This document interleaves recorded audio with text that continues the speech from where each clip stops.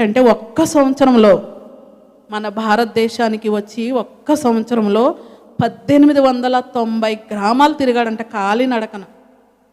అమ్మో, ఎంత గొప్ప సంగతి అది! రోజుకి ఎన్ని గ్రామాలు తిరుగుతూ ఉండేవాడో.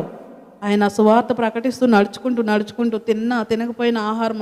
అమ్మ, ఇలాంటి వారిని మనము వాళ్ళ గురించి చదువుతుంటే అసలు చూడండి, ఇప్పుడు మనం ఎక్కడున్నామో, వాళ్ళు అట్లా ఉన్నతమైన పర్వతం మీద ఉంటే మనం అధః పాతాళంలో ఉన్నది మన లైఫ్ని చూసుకుంటే.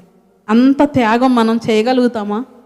అది ఆయనలో ఉన్న దైవ ప్రేమ అంత బలవంతం. ప్రేమ అంట మరణమంత బలవంతమైందని ఉంది.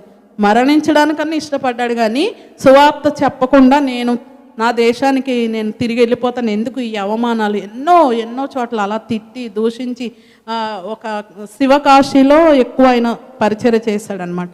అక్కడ బ్రాహ్మణ్స్ ఒక ఊర్లోకి వెళ్తే